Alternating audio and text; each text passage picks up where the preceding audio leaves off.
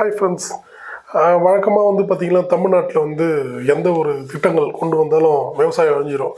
உதாரணத்துக்கு ரோடு கொண்டு வந்தால் விவசாயம் அழியும், கம்பெனி கொண்டு வந்தால் விவசாயம் அழியும், ஹார்பர் கொண்டு வந்தால் விவசாயம் அழியும், ஏர்போர்ட்டு கொண்டு வந்தால் விவசாயம் அழியும், பஸ் ஸ்டாண்டு கொண்டு வந்தால் விவசாயம் அழியும், ரயில்வே ஸ்டேஷன் கொண்டு வந்தால் விவசாயம் அழியும், பிரிட்ஜு கட்டின விவசாயம் அழியும். அப்போ என்னத்தான் பண்ணுறாரு அப்படின்னு ஆல்ரெடி நம்மளே தலைப்பிச்சுட்டு இருக்கும்போது நடுப்புற சரண் பூந்தார் நம்ம தளபதி அவர் என்ன பண்ணிட்டாரு, ஏர்போர்ட் வேணான்னு சொல்லலை, ஆனால் இந்த இடத்துல வேணாம் சொல்கிறேன். அப்போ சரி வேறு எங்கே தாங்க போடுறது? மேற்கு தொடர்ச்சி மலை மேலே போடலாங்களா ஏர்போர்ட்டை? அங்கே போட்டாலும் மலை அழியுதுன்றீங்க. சரி இல்லை கடலுக்கு மேலே கொண்டு வந்துடலாமா? அங்கே போட்டாலும் கடலில் பவளப்பாறை எழுதி மீன் வளம் எழுதுன்னுவீங்க. வேறு எங்கே தாங்க போடுறது? எனக்கே தெரியல.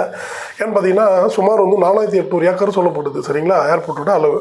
ஸோ அதை எங்கே போட முடியும் சொல்லுங்கள்? அதாவது அவர் அந்த குறிப்பிட்ட இடம் பார்த்திங்கன்னா பெங்களூர், சென்னை, இந்த பக்கம் கோயம்புத்தூர், திருப்பதி மற்றும் தென் மாவட்டங்கள், ஈஸியாக திருவண்ணாமலை டு விழுப்புரம் இந்த சைடு எல்லா பகுதியும் ஈஸியாக கனெக்ட் ஆகுது அப்படின்ற ஒரு மையப்பகுதியில் அங்கே சூஸ் பண்ணியிருக்காங்க.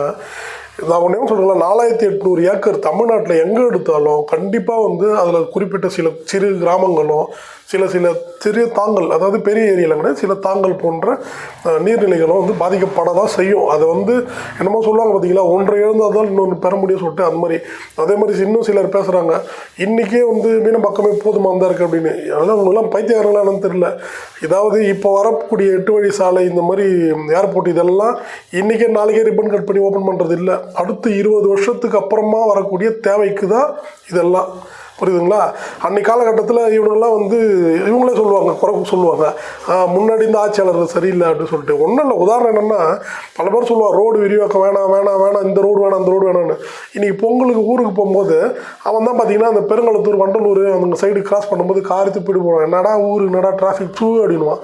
அவன் தான் பார்த்திங்கன்னா ரோடு வேணாம், ரோடு விவசாயம் அழிஞ்சிரும் அப்படின்னு சொல்கிறேன். அந்த ரூட்டில் தான் தளபதியும் போயின்னு இருக்காரு. என்னத்தை பண்ணுறது, முடியலடா சாமி.